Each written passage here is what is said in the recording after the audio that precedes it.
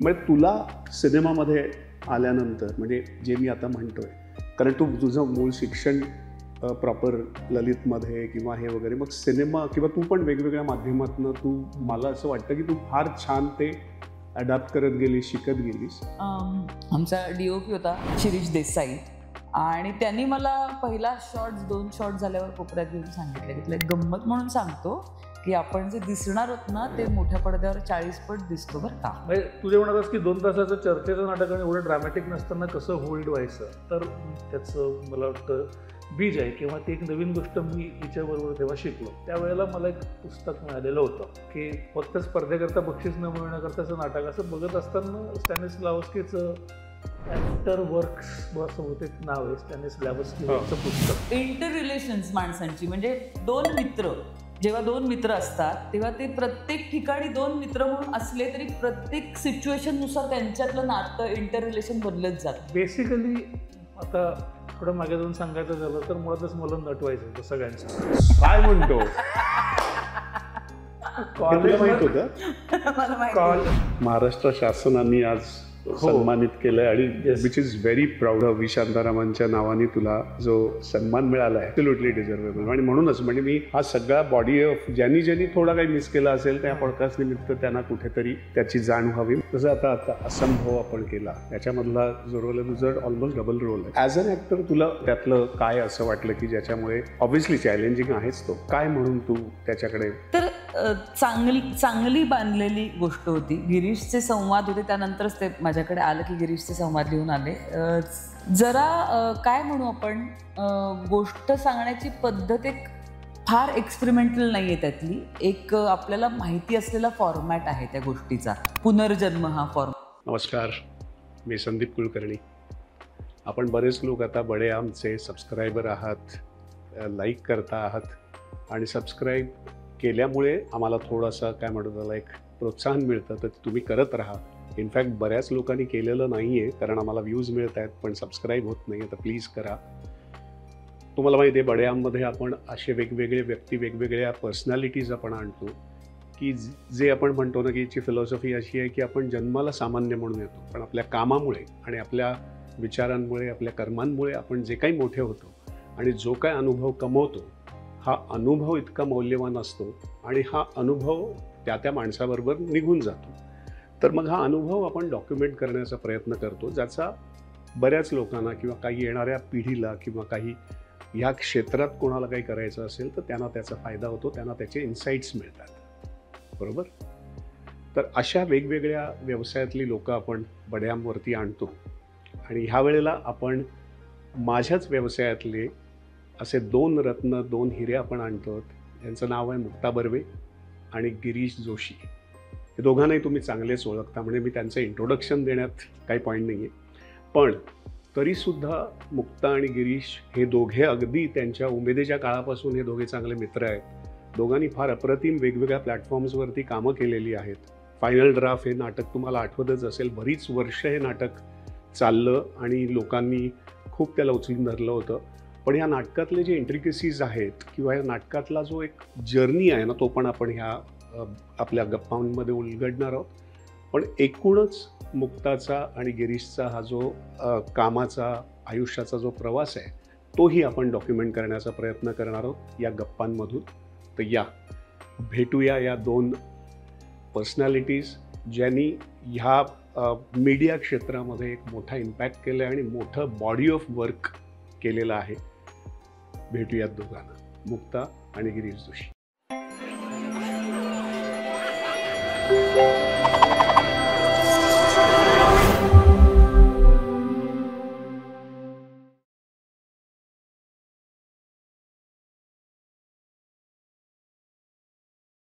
So बडे आमच्या पॉडकास्टमध्ये ना खूप असं फॉर्मल बऱ्याच वेळेला होतं, कारण ऑब्व्हियसली गेस्ट्स वेगवेगळ्या बिझनेसेसमधले असतात.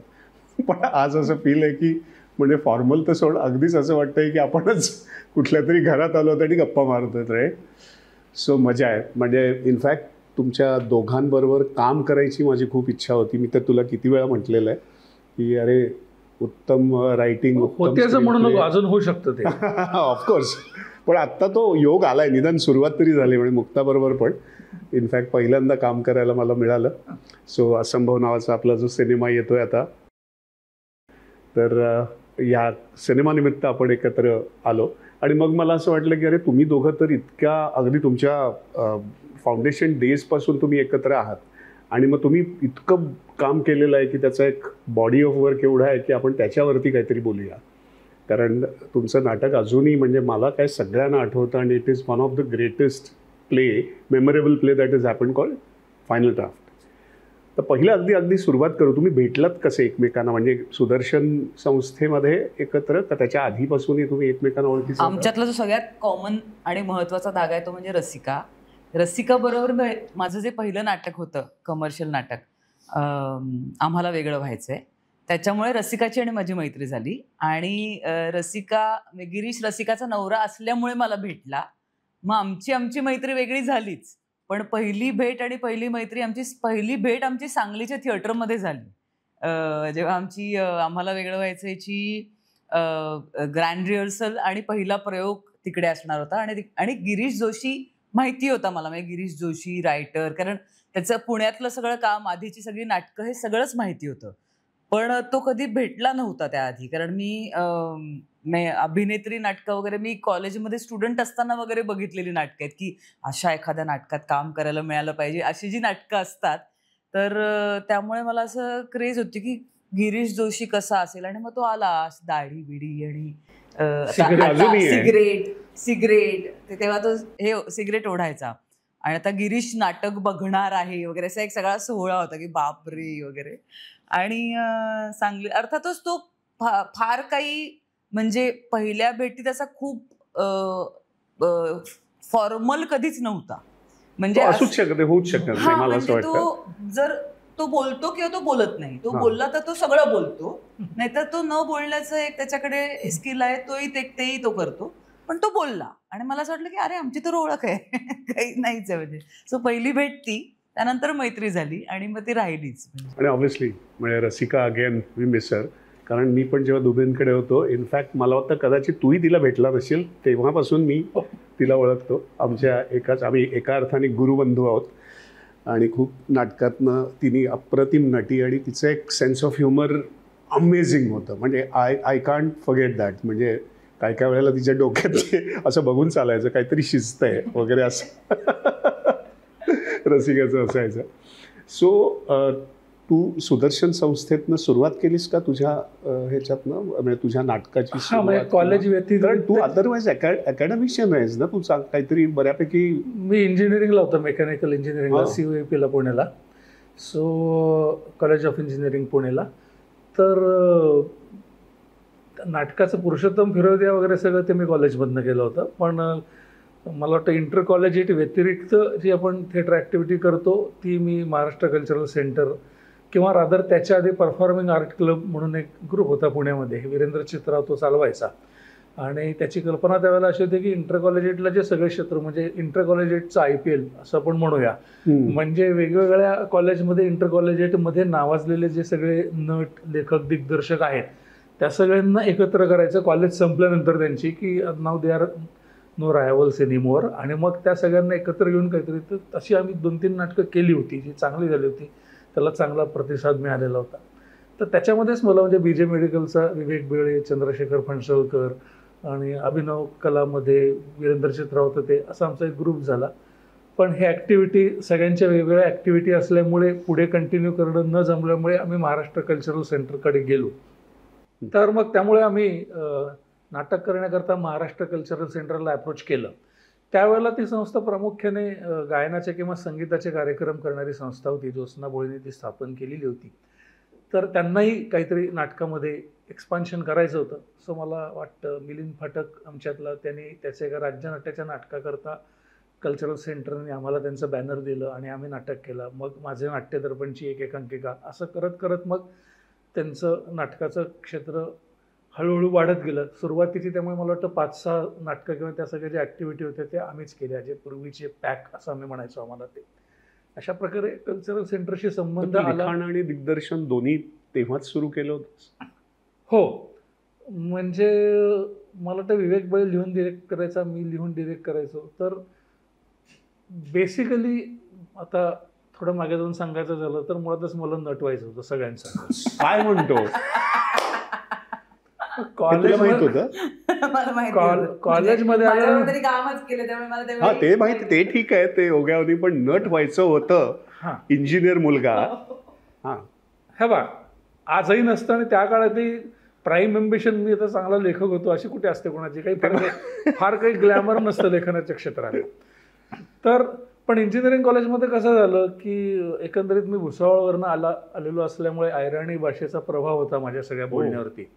त्यामुळे ते जळगाव धुळ्याकडची मुलं तुमचं ते मराठी चांगलं नसतं ह्या साधारण एकूण एक स्मॉल टाउन मुलाचं जे तर होतं त्याच्यामुळे अभिनयाची कामं काही मला फारशी मिळाली नाही. मी आपलं बॅकस्टेज बिकस्टेज करत मी आयुष्यात घडेल कधीतरी काहीतरी असं करत राहिलो. मग त्यामुळे त्यातल्या त्यात लेखन करण्यात फार कोणाला इंटरेस्ट नव्हता. तर मग मी हे लिहून बघू का असं म्हणून मी काहीतरी लिहिलं जे लोकांना आवडलो, अशा पद्धतीने मी लेखक झालो. आणि मग हे लिहिलेलं आता कोण बसवणार आहे. सो मुळामध्ये लेखनाला सगळ्यात कमी कॉम्पिटिशन, दिग्दर्शनाला त्याच्यापेक्षा थोडी जास्त पण तरी अभिनयापेक्षा कमी, अशी परिस्थिती असल्यामुळे मी त्यांनी सुरुवात केली. आणि मग नंतर ते बरं जमतंय असं म्हटल्यानंतर फार मग मलाही खूप असं मनापासून करावं असं वाटलं नाही. आणि कुठेतरी स्वतःच लिहिलेल्या सिनेमांमध्ये एक छोटासा रोल करणे अशी मी आता हौस बाळगून घेतली नंतर हे फायनल ड्राफ्टपर्यंत. तर महाराष्ट्र कल्चरल सेंटरकडे परत येऊया. तिथून मग ती आमची सुरुवात झाली. मी लेखन दिग्दर्शन सुरू केलं आणि खूप सातत्याने काही केलं नाही, पण त्या सगळ्या याच्यामध्ये मला वाटतं आमचा दरवर्षी फेस्टिवल व्हायचा. त्या फेस्टिवलला तेव्हा पद्धत अशी होती की महाराष्ट्र कल्चरल सेंटरचं एक नवीन नाटक त्याच्या शेवटच्या दिवशी ओपन व्हायचं आणि त्याच्या आधी वेगवेगळी 5-7 नाटकं आम्ही बोलवायचो भारतातनं किंवा महाराष्ट्रातनं सगळेजण. त्याच्यात एक नाटक करायचं म्हणून हे लिहायला घेतलं आणि त्याच्यामध्ये फायनल ड्राफ्ट आणि त्याच्यात मी काम करणार नव्हतो. मुक्त आणि एक वेगळा प्रथितयश नट त्याच्यामध्ये काम करणार होता. पण ऐनवेळी त्याला त्या तारखा सांगितल्यानंतर मी त्याला कॉन्टॅक्ट केल्यानंतर शूटिंग झालं साऊथमध्ये. आणि मग त्याचं असं म्हणणं, आपली ओळख नव्हती का? नाही आपली ओळख नव्हती बहुतेक. तर त्याचं म्हणणं होतं की मला करायचं आहे नाटक, 3-4 महिने थांबलास तर मीच करतो. मग माझी खरं तर तयारी होती थांबायची, पण मग दामले मंडळींचं म्हणणं पडलं आपण अनाऊन्स केलं आहे फेस्टिवललाच ओपन करायचं आहे, तुझं पाठ पण आहे, तालीम करून किंवा बोलून किंवा तूच लिहिलंय अशा पद्धतीने. खरं तर पण मला अशा वेळा माझ्या आयुष्यात वारंवार येतात. मला वाटतं तुला त्याची कल्पना आहेच. पण मग ते आता लँडमार्क नाटक झालं ना. याचं कारण मे बी एक असावं की खराच लेखक असल्यामुळे आणि एक यंग लेखिका हे असल्यामुळे आणि तुझं जे हायपर जी आहे, कारण दोघांचं नाटक तसं होल्ड करणं आणि खूप डिटेल्ड नाटक आहे लिखाणाबाबतीत, त्याच्या प्रोग्रेशनच्या बाबतीत आणि दोघांच्या वृत्ती आणि दोघांचं लिखाणाकडे बघण्याचं एक दृष्टिकोन वेगळा. आणि मला असं वाटतं एकमेकांना त्याचा जो काही असर होतो किंवा हे होतो तो अख्खा नाटकाचा प्रोग्रेशन आहे. So it's not a dramatic नाटक ना, ते खूपच असं. आणि एवढ्या नाटकाचे असे एवढे प्रयोग होणं. सो तुला काय वाटतं की म्हणजे कसं, म्हणजे मुक्ताच्या बाबतीत तू काय म्हणशील? म्हणजे आय थिंक मी मुक्ताला पहिल्यांदा एवढ्या त्याच्यात आणि मी तेव्हाच मी म्हटलं की अरे ही अमेझिंग आहे नाटी. तर तुला आमची तेव्हा दोस्ती झालेली होती आणि माझ्यासाठी त्याची वेगळी आठवण अशी आहे की ते नाटक जेव्हा करायचं ठरवलं तेव्हा त्याने त्याचं पहिलं पान लिहून माझ्या वाढदिवसाला मला गिफ्ट केलं होतं की हे गिफ्ट तुला हे नाटक देणार आहे. आणि मी वेडी झाले होते की पहिलं पान फक्त लिहून झालेलं. मी म्हणलं की हे काय, तर म्हणलं आपल्या पुढच्या नाटकाचं म्हणजे येणाऱ्या नाटकाचं पहिलं पान. आणि मी म्हणलं की आपण नाटक करतो म्हणून आपण एक नाटक करतो आहोत आणि त्यात लिहित आहे मी. आणि ते गिरीशची लिखाणाची प्रोसेस हे एक वेगळं हे आहेच. त्याच्याबरोबर काम करणारे सगळ्या नटनट्या रडून त्याच्याविषयी सांगतील की कसं ते होतं, ते कसं घडतं. आणि मला तर विशेष आमच्या मित्रमैत्रिणींमध्ये पुरस्कारच लोकांनी कंठे वगैरे दिलेत, कारण मी कामही केलंय गिरीश बरोबर. म्हणजे नट म्हणून त्याच्यावर काम करणं ही मजा होती. मी आता त्यातला सिरियस पार्ट मी सांगते की मला नाही वाटत दुसरा कुठलाही ऍक्टर असता तर अशा पद्धतीने ते नाटक घडलं असतं. त्याची टेक्निकल कारणं गिरीश सांगेल, पण I thoroughly enjoyed the process. Actual प्रयोग घडत असताना फारच मजा आली, तालमीत पण मजा आली. पण त्या व्यतिरिक्त गिरीश आणि मी, कारण आमची मैत्री ही अशीच आहे, आम्ही बरेही वागतो एकमेकांशी, भयंकरही वागतो, भांडतोही आणि कुठच्याही कारणावरनं आम्हाला आमचं पटू नाही शकत असं काही होतं मैत्री. सो ते नाटकातही, कारण त्याचा एकच नाही, एक प्रॉब्लेम आहे त्याचा माणूस म्हणून, की त्याला अत्यंत बारीक सारीक आवाज ऐकू येतात. म्हणजे आत्ता आपल्याला इथे काय एसीचे आवाज येत आहेत, थोडेसे पाय हलवल्याचे आवाज येत आहेत, त्याला या स्टुडिओ वेगळ्या ग्रहाचे म्हणजे 5 खोल्या सोडूनही कुणी जर काही करत असेल तर त्याचेही आवाज त्याला येतात. ओके, त्याला आपल्याला कधीच न झालेले आवाजही त्याला येतात. तर आता अशा नटाबरोबर जेव्हा तुम्ही प्रयोग करता तेव्हा तुम्ही असे अलर्ट असता की तो प्रेक्षकांना वगैरे ओरडलेला आहे की 1 मिनिट तिकडे ते मागे तिकडे कोण तसं हसतंय, त्यांनी बंद करा मुळामध्ये ते हसणं. तर आता यावर तुम्ही काहीच करू शकत नाही. 1 मिनिट थांबा, नाही तो एक्झिट घेऊन आतमध्ये जाऊन बॅकस्टेजवाल्यांना ओरडून परत आत आलेला आहे बेरिंग तसंच ठेवून. तर आमच्या कुठच्याही प्रयोगात काही घडू शकेल अशा एक शक्यता असायच्या. आम्ही नंतर त्याच्याविषयी हसायचो, पण ऍक्च्युअल प्रयोग करताना माझी खूप चिडचिड व्हायची. आणि त्याबद्दल मला अनेकांनी शाबासक्या दिलेल्या आहेत की आम्ही त्याचे थोडके नाही, आम्ही over the period of 9 years त्याचे प्रयोग केले. 350 प्रयोग. पण म्हणजे हा प्रयोग म्हणून तो थोडासा लाईव्ह होत असेल, कारण तुला अलर्ट राहत, कारण नाही तर व्यावसायिक नाटकाचं थोडंसं असं होतं ना, खूप मला मध्ये इन्सर्ट करून ती जे म्हणते मला हाय फ्रिक्वेन्सी साऊंडचा प्रॉब्लेम आहे. नंतर माझ्या काही डॉक्टर मित्रांनी सांगितलं की हा एक स्पेसिफिक प्रॉब्लेम आहे की म्हणजे प्लास्टिक चुरगळल्याचा आवाज किंवा प्लास्टिकची पिशवी घासली गेल्याचा आवाज, म्हणजे 15व्या रांगेमध्ये कोणी चॉकलेटचं रॅपर उघडलं, म्हणजे कोणीतरी बोललं तर कदाचित मला एवढा त्रास होत नाही त्याचा. तू साऊंड इंजिनियर कमालीच, म्हणजे सिंग साऊंड वगैरे. मी साऊंड इंजिनियर होतोच बाय द वे. म्हणजे इंजिनिअरिंग सोडल्यानंतर मी 4 वर्ष मराठी चेंबर ऑफ कॉमर्सच्या स्टुडिओत रेकॉर्डिस्ट म्हणून काम केलेलं आहे. एनिवे त्याच्याविषयी नको बोलाल. तर ही जे म्हणते ते म्हणजे, आणि मोबाईल आणि रिंग आणि याचा त्रास सगळ्यांनाच होतो, तो मला पण तरी तो तेव्हा कमी होता. पण तेही हाय फ्रिक्वेन्सी साऊंडच आहेत. मोबाईलचे जे मेसेजचे टोन असतात, रिंगटोन असतात ते. सो बेसिकली वेफर करणार आहे मी. अजूनही चित्रपट थिएटरमध्ये बघायला जात नाही. अगदीच जवळच्या माणसांनी बोलवलं प्रीमियरला तरच जातो. याचं कारण संपूर्ण थिएटरमध्ये कुणीही वेफर्स खात असेल तर मला चित्रपट बघता येत नाही. कारण तो जो आवाज असतो ते खालण्याचा, तो हाय फ्रिक्वेन्सी साऊंड, तर त्याच्यामुळे मला त्या सिनेमाचा आवाज किती डेसिबलमध्ये जरी वाढवला. पण अमेझिंग कॅरेक्टर आहे सिनेमासाठी. पण तो आता मला प्रयोग केले आणि ते किती वेळ थांबले असतील याचा विचार करा. मला इनफॅक्ट यांनी हेही सांगितलं होतं की बऱ्याच प्रयोगानंतर तुमचे काही बदल किंवा इम्प्रोव्हायझेशन, एक काहीतरी महत्वाची गोष्ट राहिली होती, मोठी काहीतरी प्रयोगाची काहीतरी एक, म्हणजे एक लिखाणातच काहीतरी एक चूक राहिली आणि बऱ्याच प्रयोगाने काहीतरी लक्षात आलं. पण मला एक आवर्जून कौतुकाने सांगावं असं वाटतं नट म्हणून याच्याविषयी, की स्वतः लेखक असून त्यांनी कधीही स्टेजवर ॲडिशन नाही घेतली. जे काही आम्ही बदल करायचो ते प्रयोगाच्या आधी म्हणजे रिहर्सल केल्याशिवाय आम्ही एकही गोष्ट स्टेजवर केली नाही. आणि त्याचा अट्टहास तोच होता की जी रिहर्सल केली ती रिहर्सल केल्यासारखं वाटू नये, हाच त्याचा पॅटर्न बसवण्याचा त्यात एक्सपेरिमेंट होता मुळात. म्हणजे आपण आता एकमेकांशी बोलताना जे कोणी ओव्हरलॅप करतंय, इंटरप्ट होतंय, जे काय आपण बोलतो, मला असं वाटतं हे जे आहे ते सगळं आम्ही बसवून केलं होतं. आणि ते त्याचं अत्यंत कौतुक वाटतं मला. ते तशा प्रकारचे पॅटर्न्स मी परत कधीच कोणाबरोबर वापरले नाहीत, ना रायटरचे वाचले ना तसे मला करायला मिळाले. मी त्याच्याबरोबर काम केल्यामुळे नंतर मी कुठेतरी स्वतः वापरून बघण्याचा प्रयत्न केला. किंवा नंतर अशी जी प्रोजेक्ट्स मी केली, जी गिरीशने लिहिली होती, तो दिग्दर्शक नव्हता तेव्हा, मला कळायचं की हा काय पॅटर्न लिहून आला आहे. कारण मला त्याची मला त्याच्याबरोबर ट्रेनिंग झालं होतं माझं. त्यामुळे मी त्याच्या तालमीत तयार झालेली नटी खऱ्या अर्थाने होते. त्यामुळे तो जेव्हा लिहितो तेव्हा मी बऱ्यापैकी त्यांनी लिहिलेल्याच्या जवळचं म्हणते असं मला वाटतं की हां हे काय लिहिलं असेल. कारण ते बघताना प्लेन वाटू शकतं पण तसं नाही आहे ते. कारण त्यांनी जे काय अल्पविराम, स्वल्पविराम, कॉमा, पूर्णविराम, एक्सक्लेमेशन जे काय असेल ते कसं वाचायचं याचं थोडंसं ट्रेनिंग माझं त्या नाटकामुळे झालं. आणि ते मी बऱ्यापैकी त्याच्या मनातल्याच्या जवळ जाऊन ते म्हणू शकते असं मला वाटतं. ते बिकॉज एक पॉईंट तिचा येतोय की ही जी गोष्ट आहे ना, हीच आपण म्हणतो ना की काहीतरी आपण कमावतो आणि त्याचा आपण वापर करतो. जसं आपण नेहमी म्हणतो ना की लाईन्स पाठ आहेत किंवा लाईन्स हे आहेत. म्हणजे सगळ्यात उत्तम उदाहरण असं आहे ना की स्क्रिप्ट एकच असेल आणि 5 वेगवेगळ्या नटांनी त्याच्याकडे जर का बघितलं तर त्याचा काही वेळेला लाईन्स तेच आहेत पण अर्थ किंवा त्याच्या डायमेन्शन्स वेगळ्या येतात. कारण तुम्ही तुमचा अनुभव जो असतो तो आणतो आणि तो एक वेगळ्या लेवलवरती ते सगळं जातं.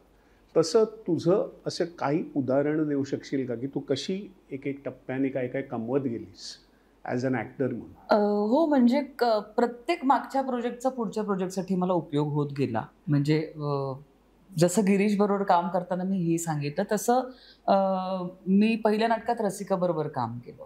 रसिका, निखिल रत्नपारखी, सुप्रिया, त्या नटांकडनं मी जे काही घेतलं, शिकले, मंगेश कदम दिग्दर्शक होते, ते मी पुढच्या नाटकात देहभानसाठी वापरलं. आणि मला डेफिनेटली माहिती आहे की मी काय वापरत होते, टायमिंग वापरत होते. मी रसिकाचं टायमिंग मी त्या देहभान मधल्या विद्यावतीला वापरण्याचा खूप प्रयत्न केला आणि त्यातल्या काही गोष्टी तिथे वर्क पण झाल्या, की नकळत झालेले संस्कार असतात ते.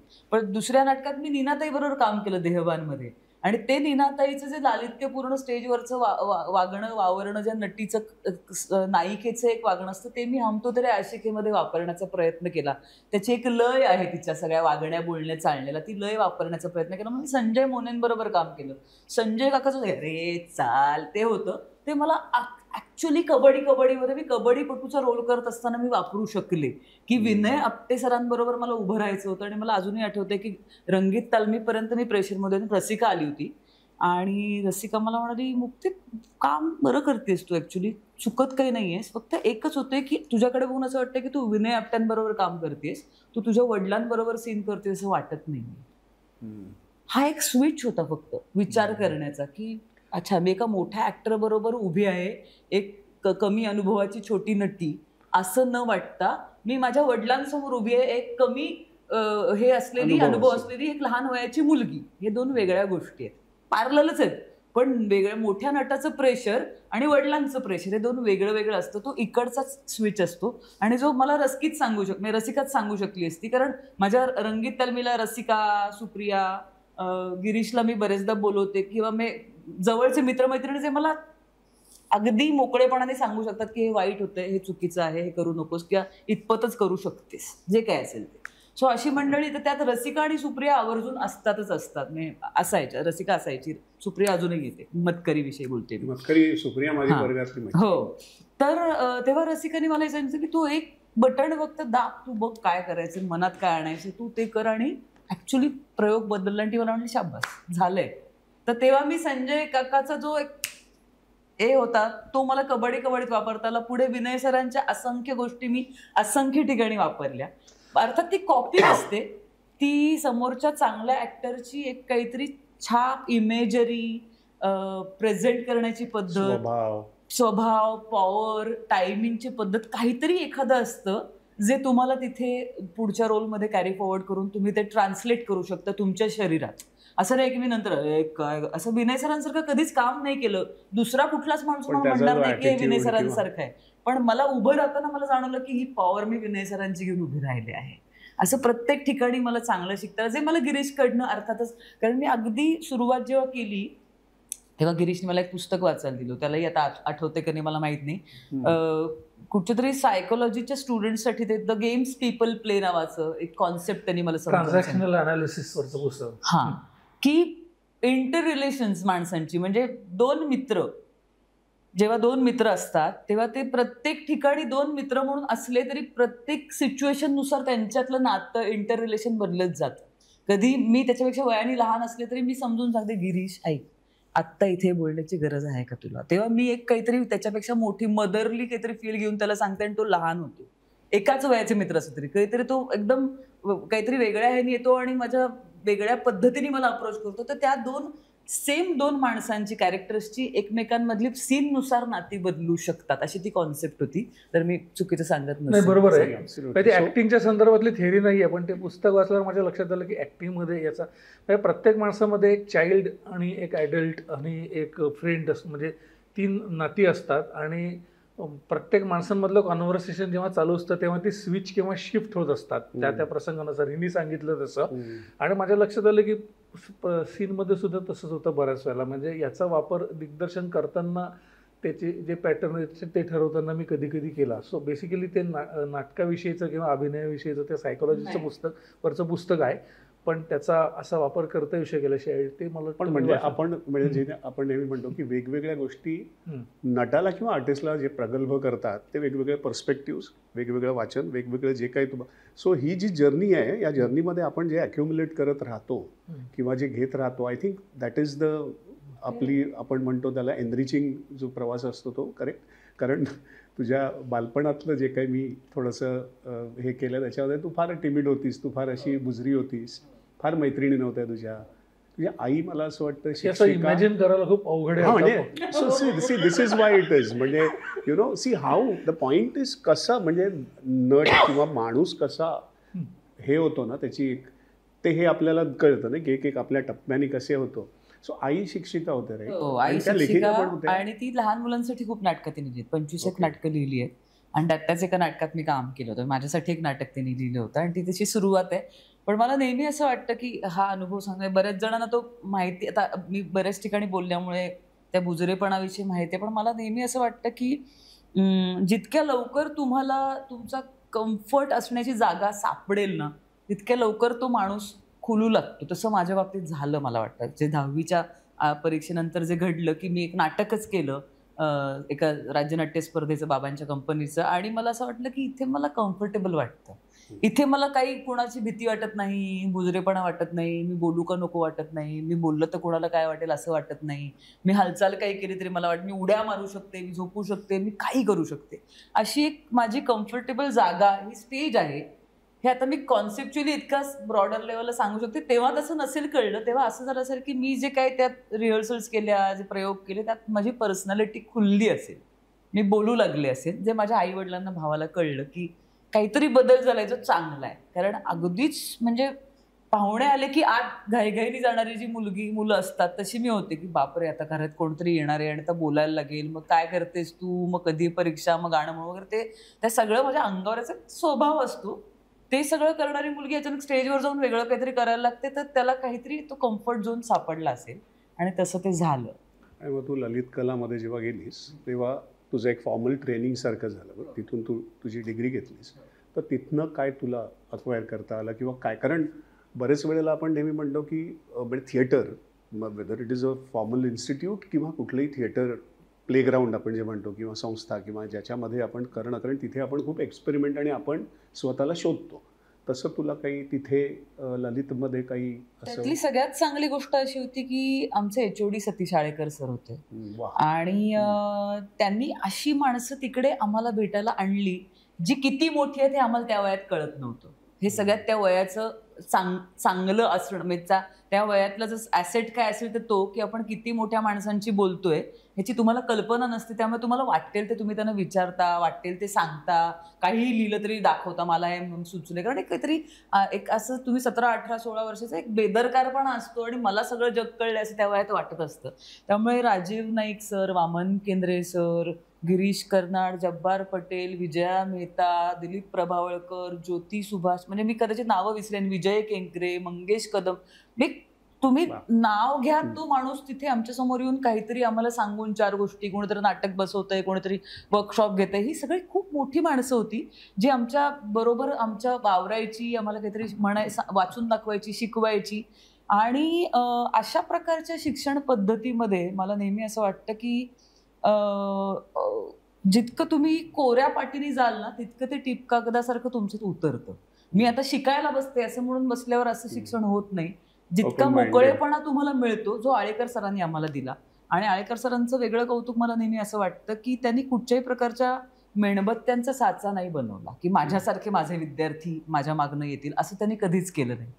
तुझ्यात बरं काय आहे, ह्याच्यात बरं काय आहे, त्याच्यात बरं काय आहे. बरं, त्यातल्या व्यावसायिकतेविषयी त्यांना कधी विरोध नव्हता. ते वेगळ्या पद्धतीच्या रंगभूमीतनं, वेगळ्या प्रकारच्या लेखणीतनं आलेले ते आहेत. त्यांचा एक अत्यंत ठाशीव असा सादरीकरणाचा एक प्रभावी पद्धतीने ते सादर करतात. म्हणजे सर हे कसं वाचतील असंही विद्यार्थी आम्ही म्हणून दाखवायचे, ते ओके ठीक आहे वगैरे, असं ते त्यांची पद्धती आहेत. पण त्यांनी कधी त्यांचे विद्यार्थी त्यांच्यासारखे बनवायचा प्रयत्न केला नाही. आणि हा सगळ्यात मोठा सरांचा गुण आहे की प्रत्येकातलं बरं काय जे असेल, आणि गिरीश मगाशी म्हणाल तसं प्रत्येक जण नट व्हायलाच तिकडे येतो आणि त्या 3 वर्षात आपापलं काहीतरी वेगळं चांगलं घेऊन बाहेर पडतो. कोणी प्रोडक्शन डिझाईन केलं, कोणी रायटिंग केलं, कोणी एडिटर झाला, आणि कशालाच त्यांनी विरोध केला नाही म्हणून मुलं फुलत गेली. म्हणजे म्हणजे वेगळ्या माध्यमासाठी पण ते ओपन होते की नाटक शिकलाय तर सिरियल काय करता असं नाही. सिरियलचे विनोद लवेकर सारखा मुलगा जो सिरियल मध्ये तर कित्येक वर्ष त्याचं स्वतःचं प्रोडक्शन आहे, दिग्दर्शक आहे, तो सिरियल मध्ये काम, त्याचंही तितकंच कौतुक आहे त्यांना की थिएटर शिकलेली मुलं तुम्ही काय हे करता, असं कधीच नाही. त्यातनं मोठे होऊन तुम्ही काहीतरी चांगलं करा, एवढंच त्यांचं म्हणणं. तू म्हणजे नाटकांनी सुरुवात केलीस, पण तू सगळ्या माध्यमातनं काय म्हणतो त्याला टेक्निकली असं दिसतं की त्याचं शिक्षण किंवा त्याचा करेक्ट ग्रामर शिकत गेलास असं मला दिसतं. मग तू सिरियल असो, सिनेमा असो, सिनेमाचे वगैरे उदाहरण घेऊच आपण. पण हे कसं घडलं, म्हणजे तुला हे जाणवलं की नाही असं? कारण मलाही नेहमी असं वाटतं की प्रत्येक नटाने सुद्धा प्रत्येक माध्यम समजून घ्यायला पाहिजे.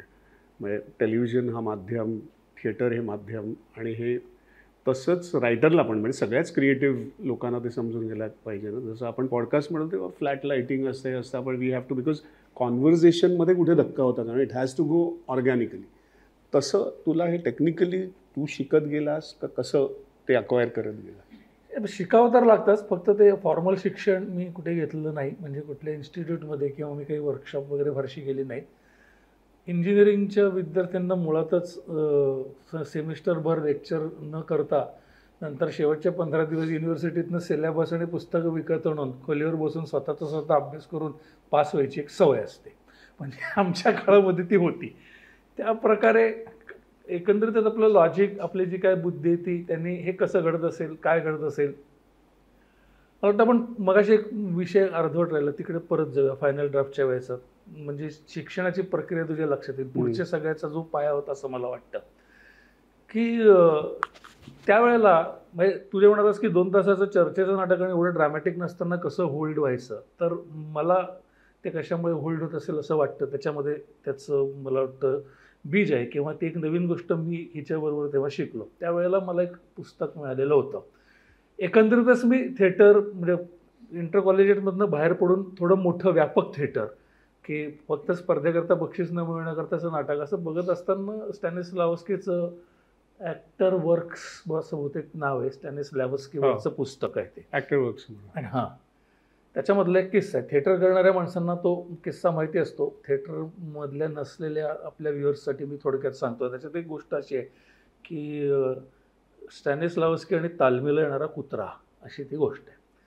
सो रिअलिस्टिक थिएटरवरती तेव्हा तो एक्सपेरिमेंट करत होता, आणि त्याचा एक नट होता मोठा, त्याचा कुत्रा होता जो घरी सांभाळायला कोणी नसल्यामुळे तो तालमीला घेऊन यायचा. तो शेजारच्या खोलीमध्ये कोणीतरी त्याला अटेंड करायचं, म्हणजे थोड्या लांब अंतरावरती हा तालीम करायचा, आणि परत जाताना कुत्र्याला बरोबर घेऊन जायचा. सो त्या नटाची तालीम संपवून घरी जायची वेळ फिक्स नसायची. म्हणजे आज तो दुपारी 2लाच सुटला, उद्या 5 वाजता गेला, परवा रात. सो अशी ठराविक विशिष्ट वेळेला त्याचं काम संपतं आणि तो घरी जातो असं नसायचं. पण याच्या असं लक्षात आलं स्टॅनिस्लावस्कीच्या की तालीम संपवून हा परत झाला निघाला की शेजारच्या खोलीतला कुत्रा ताडकन उठायचा आणि दारापाशी जाऊन मालकाची वाट बघत थांबायचा. तर 2-3दा हे बघितल्यानंतर तो क्युरियस झाला की कुत्र्यांचे सेन्सेस सगळे हायटंड असतात, यावेळेला सगळ्यांना माहिती आहे, आवाज, वास वगैरे. तर तो म्हणायचं की पण रोज वेगवेगळ्या वेळी तालीम संपते, तर त्याला कसं कळतं की आता आपला मालक येणार आहे पुढील काही अर्ध्या मिनिटामध्ये गेटपाशी. तर खूप विचार केल्यानंतर तुला असं लक्षात आलं की ह्या 3 खोल्यांच्या पलीकडे आवाजाव्यतिरिक्त त्याला काहीच ऐकू येत नाही, त्याला काही दिसत नाही आहे, ते काय चाललंय, आपण शेखंड केले, बाय म्हटलं वगैरे. याचा अर्थ त्याचा मालक जेव्हा तालीम करत असतो आणि तालीम संपल्यानंतर हा मग उद्या किती वाजता भेटूया, काय भेटूया, असं आपण नॉर्मल बोलतो आणि परत जायला लागतो. ह्या स्पीच पॅटर्नमधला डिफरन्स कळतो. आणि तेव्हा तो नाटकातलं बोलत असतो तेव्हा कुत्र्याला कळतं की आपला मालक आता बिझी आहे, आणि जेव्हा तो नाटकातलं बोलणं थांबवतो आणि नॉर्मल बोलायला लागतं तेव्हा कुत्र्याच्या लक्षात येतं की ते जे वेगळं बोलणं असतं ते संपलं आहे, आणि हा जो नेहमी माझ्याबरोबर असताना जसं वागतो ते बोलणं सुरू झालेलं आहे, आणि त्या पॅटर्नवरनं त्याला कळतं की आता आपल्याला घरी जायचं आहे. तर त्याचं असं लक्षात आलं की म्हणजे आपण अनेक वर्षापासून रिअलिस्टिक ॲक्टिंग असं जे म्हणतोय ते खोटं आहे, कुत्र्याला कळतंय आपला अभिनय काय आणि खरं काय. आणि तो म्हणलं की माझी ॲम्बिशन आता अशी आहे रिअलिस्टिक ॲक्टिंगची की कुत्र्याला कळलं नाही पाहिजे की मी नाटकातलं बोलतोय का खरं बोलतोय. तर हा विचार मला खूप अपील झालेलं होतं या विचारायचं, आणि त्याच्या पुढे त्याला तो जमला का नाही स्टॅनिस्लावस्कीला, आणि त्यांनी पुढे कशी एक्सरसाइज केली ती त्या पुस्तकात नाही आहे. सो त्या दृष्टीने करण्याचे मी काही प्रयत्न केले होते आधीच्या नाटकात थोडं, पण मला कदाचित त्याच्यात एक नट मी नसल्यामुळे तेवढं जमत नसेल. तर फायनल ड्राफ्ट करायला घेतल्यानंतर मी म्हटलं की ही ती संधी आहे, कारण त्याच्यात आम्ही जे बोलतो बऱ्याच वेळेला सगळ्या जॉनरच्या नाटकात ते जमत नाही. म्हणजे तुझं नाटक ऐतिहासिक असेल तर तू रिअलिस्टिक अभिनय कसा करणार त्याच्यात, तुला पल्लेदार कशी असेल. बरोबर. जसं तू एका चित्रपटात हॉरर सिनेमा आहे तर तू काही तिथे रिअलिस्टिक ऍक्टिंग पण हे नाटकात मला वाटलं की हा स्कोप आहे. हे रिअलिस्टिक नाटक आहे. म्हणजे एका प्रोफेसरच्या घरी मुलगी येते आणि ते बोलतात एकमेकांशी आणि ते रिअलिस्टिक बोलतात. ते काही वेगळ्या जॉनरचं नाटक नाहीये.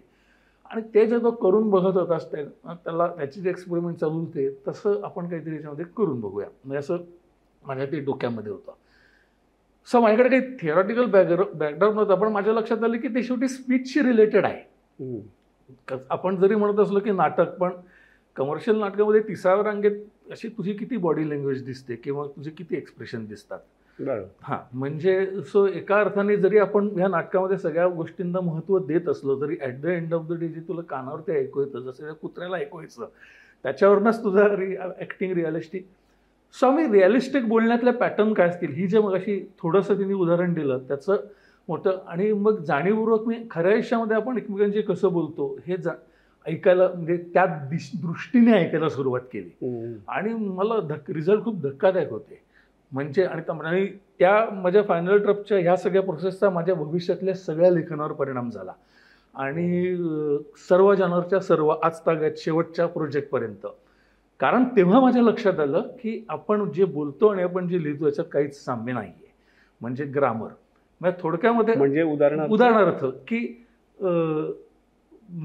आपला इंटरव्ह्यू संपला की आपण मासे खायला जाऊया असं जर मला म्हणायचं असेल तर ह्या जर मला डायलॉग म्हणून लिहायचं आलं पूर्वी जर आलं किंवा नॉर्मली, तर आपण काय डायलॉग लिहू की संदीप मला काय वाटतं आपला इंटरव्ह्यू संपला की आपण ते हॉटेल आहे तिकडे मासे खायला जाऊया. हा नॉन रिअलिस्टिक डायलॉग आहे. कारण असं आपण खऱ्या आयुष्यामध्ये बोलत नाही. बरोबर. पण आपण असं लिहितो. खऱ्या आयुष्यात आपण बऱ्याच वेळा काय बोलतो, मासे खायला जाऊया मग संदीप, आपण आपलं हे संपल्यानंतर ते काहीतरी खूप चांगलं हॉटेल म्हणतात तिकडे. हे जे मी लिहितो असं तेव्हा नट गडबडतात मेजॉरिटी त्यांना, आणि बऱ्याच वेळा ते कंप्लेंट करतात की तू आर्टिफिशियल काहीतरी लिहिलेलं आहे, पण ते ॲक्च्युली नॅचरल असतं. तसं मी तर बोलून दाखवलं. पण तसंच तेंडुलकरांचं होतं. तू असं वाचायला गेलास तर म्हणजे मी त्यांची जी केली तर ते ना मग ते तुम्हाला बॅक ह्याच्यामध्ये जावं लागतं की हा कॅरेक्टर कसा असेल, त्याचे बॅकग्राऊंड काय आहे काय, आणि मग जेव्हा नाही तसं नाही. माझं कॅरेक्टर कुठलंही असेल, माझं कॅरेक्टर डिपेंडंट नाही आहे. आपण बोलताना क्रियापद कर्म करता असं 90% वेळा बोलतो आणि आपण लिहिताना करता कर्म क्रियापद असं लिहितो. मुळातच आपलं बोलणं आणि आपलं लिहिणं ह्याच्यामध्ये जमीन अस्मानाचा फरक आहे. बरोबर. हां, म्हणजे की मी दिवाळीत घरी जाणार आहे असं जर मला म्हणायचं असेल तर बोलताना बऱ्याच वेळेला आपण घरी जाणार आहे मी या दिवाळीमध्ये असं बोलतो. मी दिवाळीत घरी जाणार आहे असं बोलतो. हे बरोबर आहे. म्हणजे हे नॉर्मल, म्हणजे त्याचा कॅरेक्टरशी काही संबंध नाही आहे. कुठलंही कॅरेक्टर कुठलाही म्हण. सो मला हे जेव्हा लक्षात आलं तेव्हा माझ्या लक्षात आलं की एखादा भावना किंवा विषय बोलून दाखवण्याकरता आपण जे लिहितो आणि आपण जे ॲक्च्युली कॅज्युअली बोलताना बोलतो. नंतर दुसरी गोष्ट माझ्या लक्षात आली की जेव्हा आपल्या डोक्यात विचारांची गर्दी असते किंवा खूप आपल्याला बोलायचं असतं तेव्हा आपण एक वाक्य संपलं मग दुसरं वाक्य संपलं मग तिसरं वाक्य संपलं असं बोलत नाही. आपण 2-3 वाक्य एकदम ओपन करतो आणि कधी कधी त्यातलं कुठलंच पूर्ण करत नाही.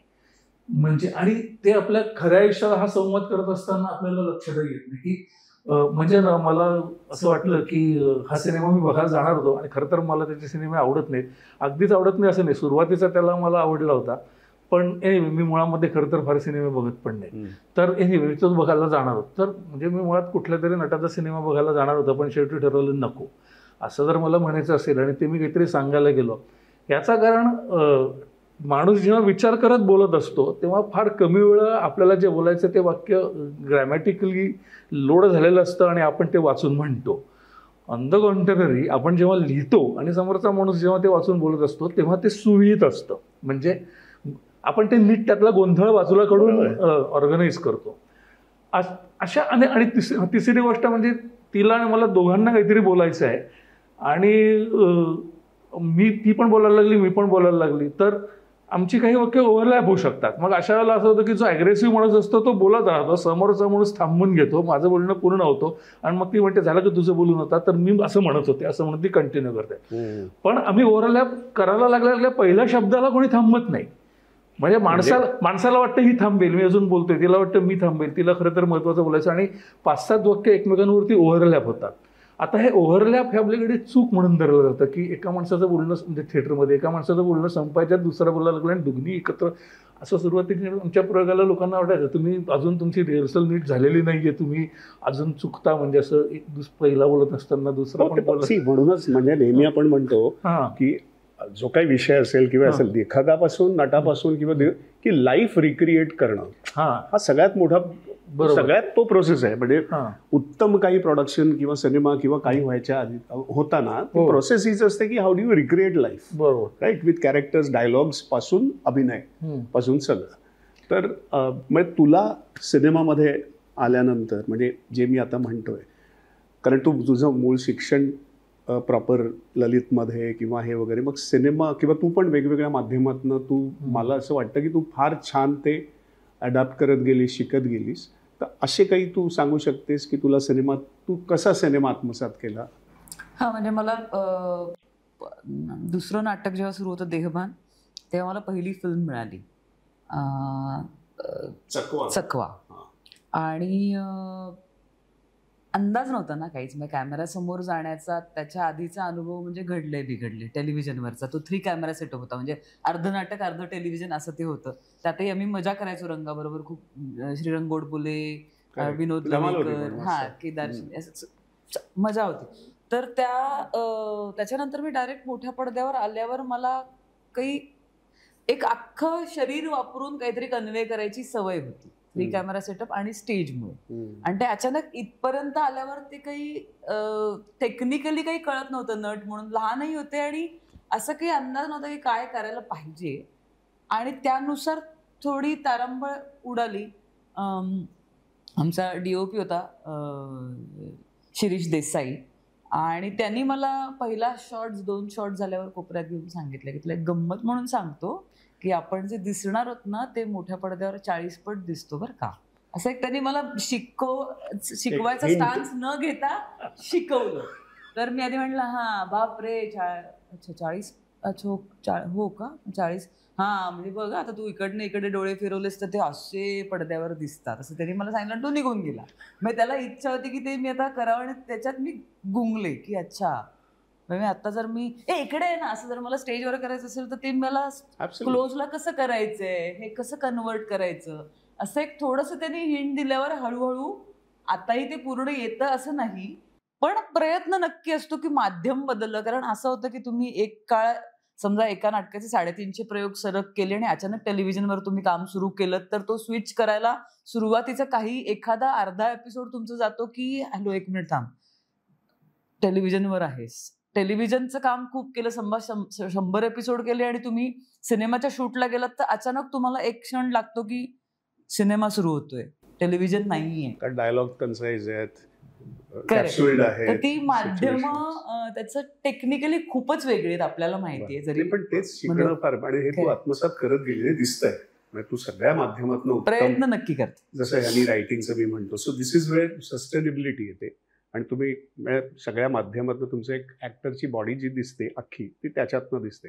जसं उदाहरणार्थ श्याम बेनेगलांनी मला सिनेमा शिकवला एका अर्थाने. म्हणजे मी माझा पहिला सिनेमा मम्मो श्याम बेनेगलबरोबर, कारण ते दुबेंची नाटकं बघायला यायचे आणि एक मराठीच इमिग्रेशन ऑफिसर होतो म्हणून त्यांनी मला कास्ट केलं आणि फरीदा जलाल बरोबर सीन वगैरे, आणि माझ्या आवडत्या ॲक्ट्रेस, आणि मी त्यावेळेला असं भानून आणि पण सगळी तयारी करून गेलो होतो. कॅमेरा OS होता त्यांचा, आणि कॅमेराचा तेव्हा खूप आवाज यायचा आणि तो आवाज आल्यानंतर मी ब्लँक व्हायचो. आणि असं 3दा झालं. आणि तेव्हा फिल्म बरं कृष्णमूर्ती आपलं हे मूर्ती कॅमेरामॅन म्हणजे गुरुदत्तांचे वगैरे ते. सो हे सगळंच म्हणजे ते म्हणजे काय होतं ना, तो आवाज ब्लँक झाल्यानंतर हे सगळं दडपण असं यायचं. आणि मग त्यांच्या लक्षात आलं, त्यांनी मला बाजूला नेलं. ते म्हणाले की संदीप, आय नो, मी तुझं काम पाहिलंय, उत्तम नट आहेस, मला हेही माहिती आहे तुझा पहिला cinema. The moment you start believing that camera doesn't exist, you will be a film actor. म्हणजे किती सोपं मंत्र. म्हणजे दिस इज वॉट आपल्याला मेंटर्स हे देत जातात आणि आपण प्रगल्भ होत जातो आणि सगळ्या माध्यमातून. तसं सिनेमामध्ये तुम्हाला सगळ्यात अजूनही भयंकर आवडणारा सिनेमा काकस्पर्श, जो तू लिहिलायस आणि तू जो हे केलास. कारण त्याच्यामध्ये ना लिखाण पण दिसतं. म्हणजे महेशनी पण फार सिन्सिअरली फार सुंदर हे केलाय सगळ्यांनी कामं. पण लेखक, सिनेमाचा लेखक असा की सिनेमा हा म्हणजे उत्तम लिहिलाय. जसं तो एक सीन आपण त्या दिवशी पण डिस्कस केला की प्रिया मोठ्या दिराच्या प्रेमात असते आणि त्याची बायको आतमध्ये असतात आणि ती दाराबाहेर उभी असते आणि सडनली दार उघडलं जातं. हा लिहिलाच कसा? Because it's very difficult to write असा सीन, कॉम्प्लिकेटेड. सिनेमाचं तंत्र माझ्यासाठी नवीन होतं तेव्हा. म्हणजे अजूनही मी त्यात मुरलोय असं काही मी म्हणू इच्छित नाही. ती इव्हॉल्विंग प्रोसेस असते. प्रत्येक नवीन कामामध्ये तुम्ही थोडे थोडे पुढे जातात. काकस्पर्शाच्या वेळेला मुळात तो आला जरी 2011ला असला तरी मी लिहिला तो 2006ला आहे. म्हणजे विनय आपटेंसाठीच मी लिहिला होता. तो नाटकात काम करायचा जन्मगाठमध्ये, त्याच्यासाठी तो लिहिला होता. सो एक बेसिक पहिला ड्राफ्ट लिहून झाला होता. ते हॅपी होते. पण मला काही सीनमध्ये तो स्पेसिफिक सीन असा आहे की ती अशी बाई आहे की लग्नाच्या पहिल्या रात्री नवरा मेल्यामुळे तिच्या आयुष्यामध्ये सेक्स असा कधी आलेला नाहीये आणि मग नंतर तिचं लग्न पण लोकांनी होऊ दिलेलं नाहीये आणि मग फायनली त्याचा मोठा भाऊ म्हणजे सचिन खेडेकरचं पात्र, तो तिला आवडायला लागतो, त्याच्या प्रेमात पडते, पण तो तिला झेल करतो आणि त्या दृष्टीने तिच्याकडे बघत नाही. असं करत करत ती आता मिड 40ला आलेली आहे की घरातली मुलं मोठी झाली आणि त्यांची लग्न झाली. सो हे सगळं बघून मला किती यातना होत आहेत या अर्थाचा सीन लिहायचा असं होतं. मी पण तो किती असा पण आता त्यामुळे त्याची सुरू मला हे अगदी लगेच तू जे म्हणतोस की तो चांगला झालाय तसा लगेच तो मला सुचला नाही. त्याला टप्पे होते. सुरुवातीला मी 2 पानांचा सीन लिहून काढला होता त्याच्याकरता की ती त्याच्यापाशी जाऊन असं म्हणते की हा कसा माझ्यावर अन्याय झालाय आणि कसं मी सगळे सहन केलंय आणि काय ते वगैरे आणि वगैरे वगैरे. चांगला लिहून झाला तर मी 2-3दा वाचून पाहिला. चांगल्या ऍक्ट्रेसने तो केला असता तर सीन चांगला झाला असता. पण म्हणजे असे खूप काही टोकाची एक्सप्रेशन किंवा भावना शब्दांमध्ये जेव्हा व्हॅलिडेट होतात तेव्हा कधी कधी त्यांची पॉवर जाते. म्हणजे जे सिनेमामध्ये आहे, जे नंतर माझे लेखनातले गुरु रॉबर्ट मिकी यांच्या बरोबर एक वर्कशॉप केलं तेव्हा त्यांचं म्हणणं होतं की जे तुम्ही दाखवू शकता ते सांगणं टाळा. की जे तुम्हाला जे ते सिनेमाचं माध्यम आहे किंवा सिनेमाच्या माध्यमाची ताकद आहे ती की जे तुम्ही एका कॅमेऱ्याच्या पॅनमध्ये दाखवू शकता त्याच्यामध्ये म्हणजे तुम्ही खिडकीच्या बाहेर नदी दाखवू शकत असाल तर बाहेरची नदी किती छान दिसते हे म्हणणं टाळा. त्याच्यापेक्षा तुम्ही कॅमेरा खिडकीच्या बाहेर दाखवा. बेसिक सांगा. तर दरवेळेला सगळ्या सीनमध्ये जसं करणंही चुकीचं असतं. त्याचा अतिरेक तरुण पिढीचे काही दिग्दर्शक करताना मला दिसतात की जे 2 शब्दात सांगून कळतं त्याच्याकरता ते व्हिज्युअली 3 मिनिटाचा सीन वाया घालवतात आणि टाइम वर्सेस इफेक्टमध्ये त्याचा उपयोग होत नाही. सो तेव्हा मग मी म्हटलं की हे असं नको, आपण काहीतरी मधलं करून बघूया. मी थोडं कमी शब्द आणि काहीतरी करण्याचा प्रयत्न केला. मी ते बेसिक सगळ्या माझ्या सुरुवातीचा प्रयत्न ती 2 पानाचा मोनोलॉग बदलण्यातच होती. याच्याऐवजी तिने असा अप्रोच घेतला तर तो चांगला वाटेल का तसा. आणि बेसिकली माझ्या लक्षात आलं की ते बोलून त्याची ताकद परत मुद्दा असा आहे की काही लोक तिथे थांबतात की नाही मला हे इतपत येतं किंवा मी झालं आता माझं. पण तू परत तो इव्हॉल्व्ह होत हा सीन इव्हॉल्व्ह म्हणजे कधी कधी काम करून झाल्यानंतर आपल्याला कळतं की आणखीन काहीतरी चांगलं होऊ शकतं आणि ते आपल्याला सापडत नाही. आणि कधी कधी हे परत भान आहे की तुला सिनेमात सांगायचं. हो, हेच जर तू नाटकात सांगितलं असतं तो पहिला सीन चांगलाच होता नाटकासाठी. मी पहिलाच लिहिलेला ड्राफ्ट मधला. तर मी तुला म्हणाल तसं की कधी कधी आपण लिहून झाल्यानंतर किंवा काम केल्यानंतर आपल्याला जाणवत असतं की इथे आपण थोडे मागे थांबलोय, हे अजून पूर्ण होऊ शकतं. प्रयत्न शेवटपर्यंत आपण चालू ठेवतो पण कधीतरी शूटिंग होणारच असतं. सो कधी कधी चांगला तर त्यातनं आपल्याला जे हवंय ते सापडतं, कधी कधी सापडत नाही आणि तो कॉम्प्रोमाइज करायला होतं. त्या सिनेमाचं लकीली मला सापडलं. सो माझ्या लक्षात आलं हे सगळं बोलण्यापेक्षा तो थोडा परवर्ट सीन आहे तशा पद्धतीने. एक्झॅक्टली. म्हणजे ती अशी रात्री झोपलेली आणि मग तिला ती उठते तो काळ, ती संस्कृती, त्या काळाच्या दृष्टीने ती खूपच परवडते की ती रात्री उठते आणि दबक्या पावलाने घरातल्या ज्या मुलाचं लग्न नुकतंच झालेलं आणि त्याच्यात मोस्टली पहिली रात्र असणार आहे त्याच्या खोलीपाशी जाऊन दाराला कान लावून आत काय चाललं असेल ते ऐकण्याचा प्रयत्न करते. बिकॉज शी वॉन्ट टू म्हणजे तो काय काय करतात लोक तिकडे आतमध्ये जाऊन, तो काय एक्सपिरियन्स असतो तेव्हा ते काय असतं ते तिला जाणून घ्यायचंय. आणि त्याच्यामुळे तो सीन तो फसला तर तो खूप परवरटे होऊ शकतो. म्हणजे तो बॅलन्सचा सीन होता. तो सगळ्यांनीच म्हणजे ऍक्ट्रेसनी, महेशनी म्हणजे सगळ्यांचं कॉन्ट्रीब्युशन दिलं होतं. पण कन्सेप्टमध्ये मला असं वाटलं की जे तिला 1.5 पानात म्हणायचं आहे ते या एका कृतीमधनं तेवढ्या पॉवरफुली येऊ शकेल. आणि मग शेवटची 4-5 वाक्य तरी लागतील की तिला काय म्हणायचंय. कारण मग ते कसं असतं की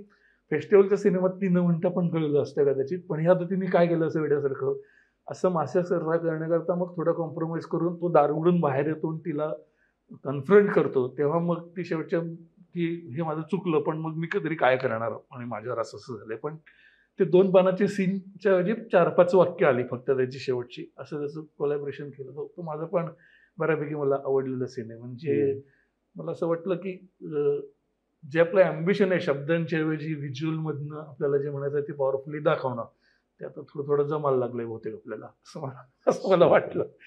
तर मुक्ता, जसं ॲक्टर म्हणून आपण म्हणतो की आपण व्यावसायिक म्हणून आपण काही ना काहीतरी प्रोजेक्ट करतच असतो आणि त्यातल्या इंटरेस्टिंग कुठले आपल्या वाटायला येते ते आपण करत असतो. पण एक पर्सनल ध्यास असतो, एक जर्नी असते किंवा एक ॲस्पिरेशन असतात की अशा प्रकारचं किंवा पुढे ग्रोथसाठी काहीतरी चॅलेंजिंग यायला असं आपण वाट बघत असतो. असं तुझं काही आहे किंवा असं तू काही बघतेस का प्रोजेक्ट निवडताना किंवा काही पुढे? एकतर दरवेळेस आपण एवढे लकी नसतो की खूप चांगली प्रोजेक्ट्स आहेत त्यातनं एक निवडायचे, असं होत नाही. खूप वर्ष वाट बघितल्यानंतर एखादं बरं प्रोजेक्ट आपल्या वाट्याला येतं. त्यामुळे तुम्ही मगाशी म्हणाला तसं की प्रोफेशन म्हणून असंख्य प्रोजेक्ट्स आपण घेत राहतो, करत राहतो, शिकत राहतो. बँक बॅलन्स पण असतो, घराचे हप्तेही असतात, तेही त्यातली प्रॅक्टिकल गोष्टी पण आहेत. पण तरी कधीतरी असं एखादी संधी मिळते की नवीनच कोणीतरी काहीतरी लिहिलंय, त्याला पण क्लॅरिटी नाही आहे, कदाचित बजेटही कमी आहे, पण या प्रोजेक्टमध्ये काहीतरी आहे, त्या कलाकृतीला काहीतरी सांगायचं आहे. दरवेळेस ते म्हणजे सामाजिक भान जपणारं असतं असंही नाही. एखादा पूर्णपणे विनोदी सिनेमाही असू शकतो, पण जो वेगळा अनुभव बांधलेला चांगला आहे, प्रोजेक्टचं काय म्हणू इंटेन्शन चांगलं आहे. म्हणजे असं मॅक्सिमम वेळेला 2 प्रकारची लोक तुमच्याकडे प्रश्न बघणाऱ्यांनी चिडू नका, पण तरी सुद्धा असे येतात की एक म्हणतात तुफान धंदा करणारा सिनेमा आहे हा करूया, दुसरे म्हणतात नॅशनल अवॉर्डला जाणारे करूया. तर हे दोन्ही जेव्हा मला म्हणत नाहीत आणि काहीतरी एक प्रोजेक्ट करायचे म्हणतात, ते प्रोजेक्ट करायला मला सगळ्यात जास्त मजा येते बरेचदा. त्यात कुठलंही गणित नसतं, ना पुरस्काराचं गणित असतं, ना व्यावसायिक गणित असतं. ती एक गोष्ट सांगावीशी वाटली आहे, एवढीच सुरुवात असावी कुठच्याही कलाकृती मागची, असं मला वाटतं की ही गोष्ट सांगायची आहे, अशी अशी लिहिली आहे, प्रयत्न आहे, तुम्हाला ऑनबोर्ड यायला आवडेल का, प्रोजेक्ट जमवलंय, हेही ऑनबोर्ड आले, तेही, हे वेगळी सुरुवात आहे. त्या बरेचदा जेन्युइन एफर्टमध्ये मी सहभागी होण्याचा प्रयत्न करते. तारखा बऱ्यापैकी पैसे जमले तर, कधी कधी पैसे नाही जमलेत आणि मी काम केलंय असंही केलंय. कधी नवीन लोकांकडे शॉर्ट फिल्म्स केल्यात ज्या अक्षरशः म्हणजे कमी किंवा मायनस किंवा पदरचे पैसे घालून पण केलेत, पण असं वाटतं की एफर्ट जेन्युइन आहे आणि तो करायला पाहिजे. तर मध्ये मध्ये अशी बरी प्रोजेक्ट्स येत राहतात, उत्तम नाटकं येतात, चांगले टेलिव्हिजन शो मी मोजके केलेत पण ते उत्तम आलेत. म्हणजे अग्निहोत्रसारखा एक चांगला टेलिव्हिजन शो केला, एका लग्नाची दुसरी गोष्ट केला, रुद्रम केला, तर ती अग्निशिखा नावाचा एक आधीचा हे केला होता. तर अशी मोजकी प्रोजेक्ट्स केली तर तिथे निवडू शकता तुम्ही, कारण तुम्हाला रोज ते कॅरेक्टर करायचं असतं तेव्हा भीती वाटते की आता हे मला मनाविरुद्ध. सिनेमा कसा आपण एक 1-2 महिन्यात काम करतो आणि संपवतो ते प्रोजेक्ट, तुम्हाला त्याच्याबरोबर जगायचं नसतं. टेलिव्हिजन करताना जरा भीती वाटते की जरा काहीतरी सेन्सिबिलिटी मॅच होईल असं काहीतरी करूया. तर ही काही मोजकी प्रोजेक्ट्स टेलिव्हिजनवरची करायला मिळाली, पण ती चांगली होती फारच, की जगत राहावी ती कॅरेक्टर्स आणखीन असं वाटत होतं. तर अशा पद्धतीने काम निवडते. तसं आता असंभव आपण केला, त्याच्यामधला जो रोल आहे तुझा ऑलमोस्ट डबल रोल आहे. आपण त्याच्याबद्दल फार डिटेल बोलूया नको, कारण ऑब्व्हियसली तो लोकांना प्रेक्षक ह्याच्यावर, पण ॲज अन ॲक्टर तुला त्यातलं काय असं वाटलं की ज्याच्यामुळे ऑब्व्हियसली चॅलेंजिंग आहेच तो, पण काय म्हणून तू त्याच्याकडे? एकतर चांगली बांधलेली गोष्ट होती. गिरीशचे संवाद होते, त्यानंतरच ते माझ्याकडे आलं की गिरीशचे संवाद लिहून आले. जरा काय म्हणू आपण, गोष्ट सांगण्याची पद्धत एक फार एक्सपेरिमेंटल नाही आहे त्यातली. एक आपल्याला माहिती असलेला फॉर्मॅट आहे त्या गोष्टीचा, पुनर्जन्म हा फॉर्मॅट आहे त्यातला, आणि पुनर्जन्माची गोष्ट ज्या अंगाने जाऊ शकते तशाच अंगाने ही गेली आहे. त्यामुळे त्यातलं एक्सपेरिमेंट नसणं हेच मला आवडलं, की फुल प्रूफ प्लॅन घेऊन ती गोष्ट समोर मांडली गेली. आणि मला असं वाटलं की यात काहीतरी करण्यासारखं आहे. 2 रोल आहेत, 2 काळातले रोल आहेत बेसिकली. एक 80च्या दशकातला आहे, एक आत्ता 2025-24च्या काळातला आहे. ती पात्र एकमेकांचा शोध घेतात, काहीतरी घडतंय, काहीतरी घटना घडली आहे का, नाही का, हो का. तर त्यामुळे मला असं वाटलं की हे करून बघायला हवं. हे कदाचित काहीतरी वेगळा आकार उकार येऊ शकेल, काहीतरी मजा येऊ शकेल. आणि तसंच काम करताना आली, आपण अर्थात एकत्र सीन्स केले आहेत, त्याचं व्हिज्युअली रूप पण अत्यंत पहिल्यांदा नैनितालमध्ये आणि मुळात ऑर्गॅनिकली ती गोष्ट तिकडे गेली. हो हो, म्हणजे असं नाही की काही फिल्म्स उगीच लंडनला होतात, उगीच त्याला ऑर्गॅनिकली तसं नाही. हो, त्यामुळे ते नैनिताल जे स्क्रीनवर दिसणार आहे, तर मोठ्या पडद्यावर आपल्याला असं पण वाटतं ना कधी कधी की मोठ्या पडद्यावर का बघू, मी घरातच बघेन. तर हा सिनेमा जेव्हा मी डब करताना बघितलं तेव्हा मला असं वाटलं की बरं झालं मी मोठ्या पडद्यावर बघते आहे. त्या व्हिज्युअल्सनी पण ती उंची गाठली आहे, त्या गोष्टीत पण तो भारदस्तपणा आहे. मला असं वाटतं सचिन तायडे यांचं पॅशन पण अगदी 1.5-2 वर्ष ते स्क्रिप्टवरती त्याच्या गोष्टीवरती होते आणि त्यांनीच ते पण होतं. ती एक एनर्जी फार महत्वाची असते. सो अदर दॅन नुसता प्रोजेक्ट त्याची, कारण बरेच वेळा असं बघितलं की ती एनर्जी फार काम करते किंवा काहीही जेव्हा तुमच्याकडे चॅलेंजेस किंवा इश्यूज येतात ना, ती एनर्जी ओव्हरकम करते आणि ती तुम्हाला पुढे नेते, असं अनुभव आहे. तसा मला वाटतं हा सिनेमा पण फार अप्रतिम आणि will have as a sed. आणि दोघांच्या मी पाहिला नाही, डबिंगला पाहिला असेल, मी पण डबिंगच पाहिला, पण मला माहिती आहे, म्हणजे आय कॅन सी. मला मी जसं म्हटलं तसं मला स्क्रिप्ट वाचायला तिथे गेल्यानंतर तर सगळेच व्हिज्युअल्स पाहिले होते. पण तुला आता म्हणजे कुठल्या माध्यमामध्ये लिहायला जास्त आत्ता या घडीला, is it the cinema, web series का? एकतर म्हणजे विविधता, म्हणजे हे त्याच्यापेक्षा चांगलं किंवा वाईट असं नाही. आता खूप 8-10 वर्ष नाटक केल्यावर मला वाटलं तर टेलिव्हिजन करावं, टेलिव्हिजन केल्यावर मला वाटलं सिनेमा लिहावा, सिनेमा वाटल्यानंतर वेब सिरीज. सो मी आता 1-2 लिहिले आहेत. प्रत्येक माध्यमाला स्वतःचं एक ताकद असते आणि मानवत फारच उत्तम, म्हणजे तो माझ्यासाठी एक्सपिरियन्स होता जो 1-1.5 वर्षात लिहायला लागलं. तर तसं प्रत्येक माध्यमाला एक ॲसेट असतो किंवा ताकद असते आणि काही विकनेसेस असतात त्याचे. पण माझ्याबरोबर म्हणायचं झालं तर मला व्हरायटी, विविधता आवडते. म्हणजे मला वेगवेगळं करत राहायला आवडतं. म्हणजे कदाचित 2-3 वेबसिरीज केल्यावर मला वाटलं तर कंटाळला वेबसिरीज, आता नाटक पुन्हा करूया, असं माझं असतं. सध्या मला एकच केल्यामुळे आणि आता एक जस्ट लिहिलेली आहे, तर मला त्याचा बेसिक ॲडव्हान्टेज असा आहे की ते सगळं फुलवायला आपल्याकडे जास्त वेळ असतो. म्हणजे नाटक 1.5-2 तासामध्ये संपतं, सिनेमा पण 2-2.5 तासामध्ये संपतो. पण जास्त डिटेल कॅरेक्टरायझेशन, कॅरेक्टरची बॅकस्टोरी, जर्नी, जास्त मोठी गोष्ट, जास्त डिटेल किंवा थिक कॅरेक्टरायझेशन. चित्रपटामध्ये कसं आहे की तू कॅरेक्टर फुलवायला घेतलं तरी एक वेळेचं बंधन असतं. तू किती पैलू मी तुझे लिहिणार किंवा शेड्स लिहिणार, पण वेबसिरीजमध्ये मी खूप लिहू शकतो. सो त्याचं मला सध्या आकर्षण वाटतं की एक टाईमचा कॅनव्हास जो मोठा आहे, ज्याच्यामध्ये मी एखादी गोष्ट जास्त रंगवून आणि डीप सांगू शकतो, म्हणून सध्या मला तरी ते आवडते. पण कदाचित अजून 1-2-3 लिहिल्यानंतर त्याचा कंटाळा येऊ शकेल. आणि मी आणि डिरेक्शनच्या बाबतीत तू एक सिनेमा तर केलासच डिरेक्ट तू, कुठारेवर, आदित्य आपल्या याच्याबरोबर, आदिनाथबरोबर. हा, तो आदिनाथने काम केलं होतं. सिनेमा महेशने प्रोड्यूस केलं, म्हणजे महेश तू डिरेक्ट केला होता. मी डिरेक्ट केला होता. मला अनुभव चांगला आहे त्याचा. मूळ त्याच्यानंतर मला बऱ्याच जणांनी फक्त डिरेक्ट करशील का असंही विचारलं. मी थोडासा आळशी माणूस आहे. एक सिनेमा डिरेक्ट केल्यानंतर माझ्या लक्षात आलं की हे खूपच मोठं प्रकरण आहे. म्हणजे 25-30 दिवस आधी शूट करायचं. बरं, माझ्या जगात मी सोडून कोणावरही विश्वास नसल्यामुळे मी फार असिस्टंटवरती विश्वास ठेवू शकणारा माणूस नाही आहे. त्यामुळे कोणीतरी जाऊन डबिंग बघून घेईल वगैरे हे मला झेपत नाही. मला सर्व डबिंगला तिथे म्हणजे असिस्टंट जरी असले शेजारी तरी मी स्वतः बघून ती सगळी वाक्य ऐकायला लागतात. मग डबिंग करा, मग म्युझिक केलं तर नरेंद्रने केलं तरी ते सगळं बघितल्यानंतर नाही हे असून असं नाही तसं नाही, म्हणजे त्याच्यातही वेळ घालवा. मग पार DI करेपर्यंत तर माझ्या लक्षात आलं मी 25 दिवस शूटिंग केलं आणि 80 दिवस पोस्ट प्रोडक्शन केलं.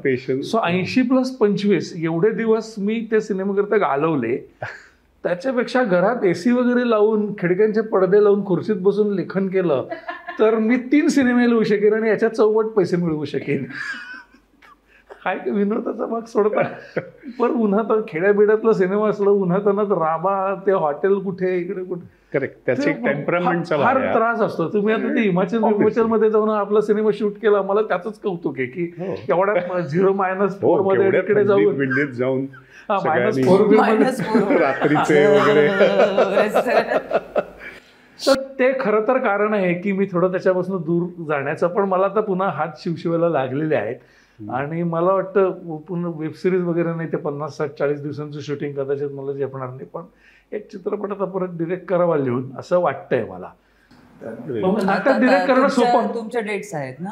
माझ्याही आहेत. Absolutely. माहिती असू दे त्यांना. हो. 2 नट आहेत, Absolutely. चांगले आहेत, बघ, तारका झालं. आहेत, काही प्रॉब्लेम नाही. आता आणि जे हे काही- पॉडकास्ट बघून 2-3 प्रोड्युसर फोन करतीलच आपल्याला, आज तुमचा सिनेमा मला ऑनबोर्ड आहे, आवडेल वगैरे असं.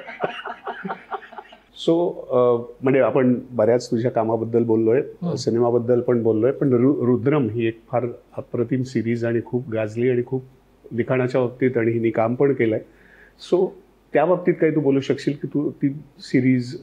हो, मग खरं तर ती आमची एक महत्वाकांक्षी सिरीज होती असं मला वाटतं. आणि आजही लोक ना खूप आश्चर्य वाटतं की डेली सोपपेक्षा थोडंसं जास्त बजेटमध्ये 22 मिनिटाच्या एपिसोडमध्ये 22 आणि 24 सीन असलेला टेलिव्हिजनचा एपिसोड तुम्ही जनरेट कसा करायचा. कारण नॉर्मली लोक एक सेट लावतात आणि 3-4 सीन 5 सीन असतात एपिसोडमध्ये, आणि ह्या पॅटर्नच्या बाहेर फार कोणी जाऊ शकत नाही.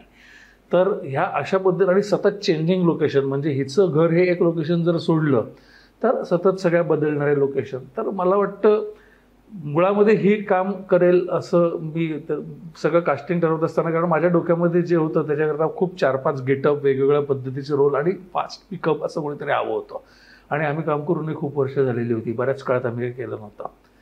सो त्याच्याकरता आणि दिग्दर्शक भीमराव मुडे जो त्यावेळेला आमच्या बोर्डवरती आलेला होता, सो ते आम्ही थोडी म्हणजे स्टँडर्ड पद्धतीने तो लेखनाचा प्रोजेक्ट नव्हता माझ्या दृष्टीने, आणि मला वाटतं अभिनयाचाही नसेल, कारण बऱ्याच वेळेला आम्हाला हा कंटेंट द्यायचा हे माहिती असायचं. आणि हो, म्हणजे त्या प्रोजेक्टमध्ये ऍक्च्युली भवेश जानवलकर, नंतर तिन्ही प्रोड्युसर्स म्हणजे संदेश कुलकर्णी, विनोद लवेकर आणि आपला निखिल शेठ, आणि सगळे कलाकार आणि टेक्निशियन, भीम आणि गिरीश आणि मी सगळे एका नोटवर होतो. आणि मला असं आठवतंय की ऑलमोस्ट रोज आम्ही गिरीशची, मी भीम आणि गिरीशचं एकत्र बोलायचो तो घरनं. आणि आम्ही, कारण त्यात इतकं वैविध्य, म्हणजे काही काही सीन असे होते की जस्ट मी एक माणूस करवतीने कापून टाकलेला आहे आणि गॅरेजमध्ये जाऊन लपली आणि फोनवर आईशी बोलते.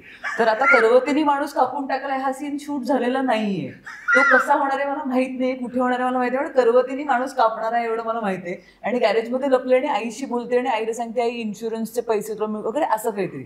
तर मी 2-3 वेळा ब्लँक मी म्हणलं, मी हा सीन मला कळतच नाही की मी आता कसं म्हटलं पाहिजे. म्हणजे आत्ता करवतीने माणूस, आता काय आपल्याला रोज काकडी कापण्याचा अनुभव असतो ना, करवतीने माणूस कापून आल्यावर माणसाला काय वाटेल ह्याच्याविषयी मी एवढं नाही इमॅजिन करू शकत. मी बसायचे हातपाय काढून.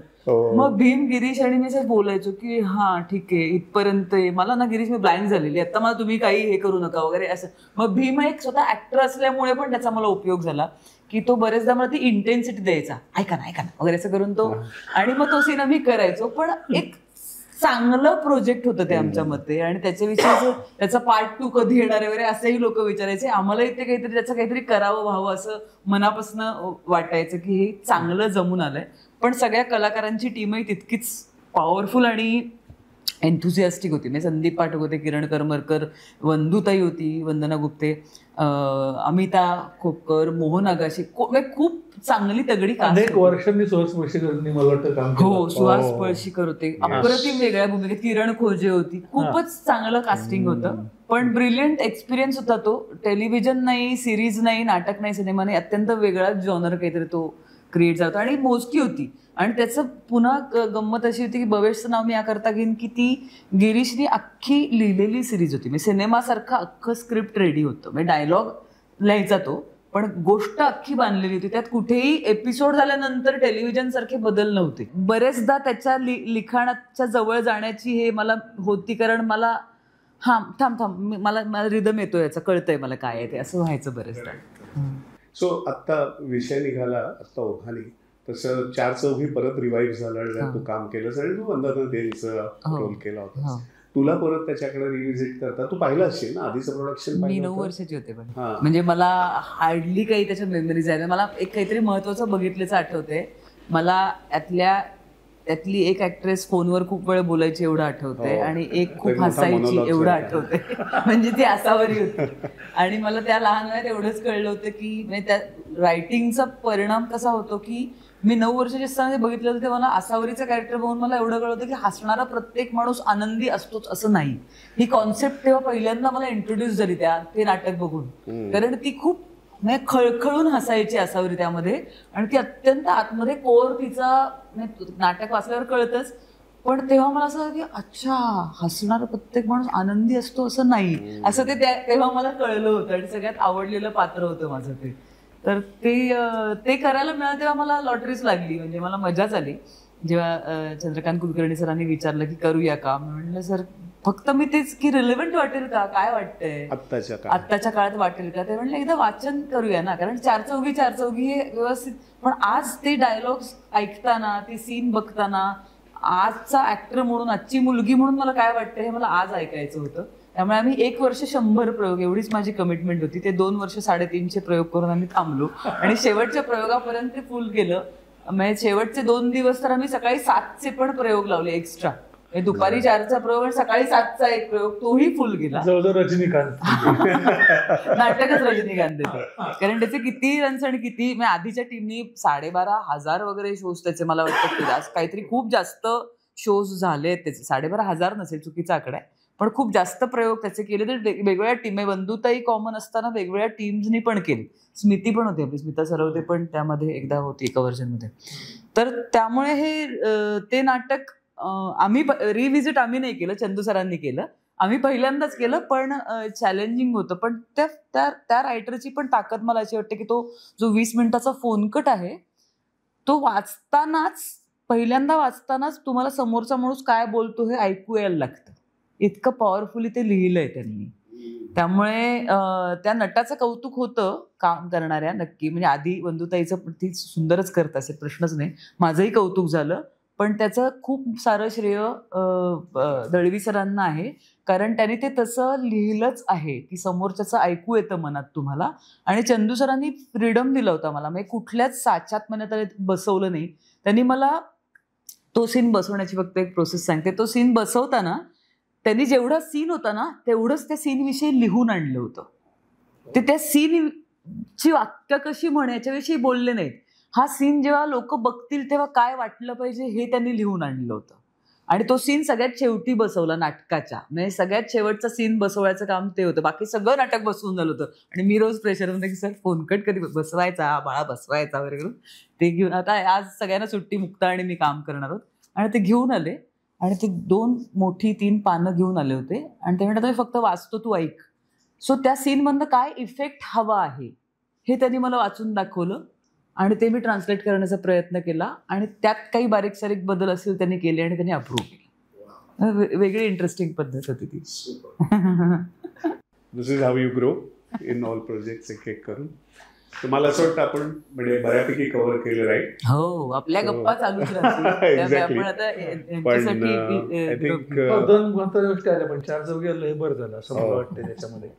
So thank you very much. आणि म्हणजे काय म्हणतो त्याला, खरंच मजा आली. This is one of the podcast जिथे मला म्हणतो की फारच एक स्वतःचा पण एक इंटरेस्ट पण खूप असतो. आणि मला पण खूप अशा परत त्यात गप्पामधनं पण इन्साईट, म्हणजे अशा गप्पा आपण फार कमी केल्यात किंवा आपणही. पण this is why the podcast is giving me a हाय.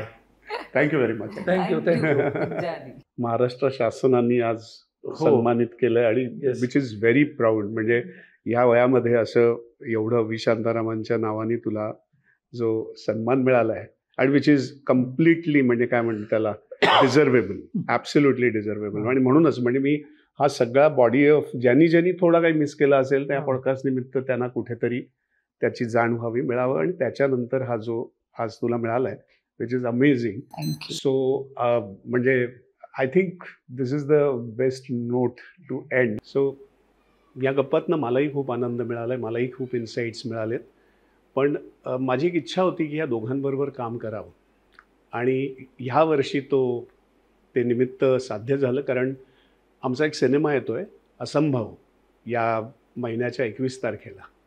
हा एक अप्रतिम आणि वेगळ्या प्रकारचा अनुभव देणारा सिनेमा आहे. हा नक्की थिएटरमध्ये पहा, कारण बेसिकली या दोघांमुळे मी ह्या प्रोजेक्टमध्ये पण आलो. जसं मी म्हटलं तसं दोघांबरोबर मला काम करायचं होतं. गिरीशनी याचे डायलॉग्स लिहिलेत आणि मुक्तानी याची मुख्य भूमिका या सिनेमात केलेली आहे. आणि one of her landmark work असं मी म्हणेन, कारण फारच कठीण आणि फारच चॅलेंजिंग ही भूमिका आहे. तर नक्की थिएटरमध्ये येऊन हा सिनेमा पहा आणि हा वेगळा अनुभव, कारण पहिल्यांदा हा मराठी सिनेमा नैनितालमध्ये शूट झाला आहे. त्यामुळे एक व्हिज्युअलीसुद्धा एक वेगळा अनुभव तुम्हाला या सिनेमातनं मिळेल. तर तो नक्की पाहायला थिएटरमध्ये या.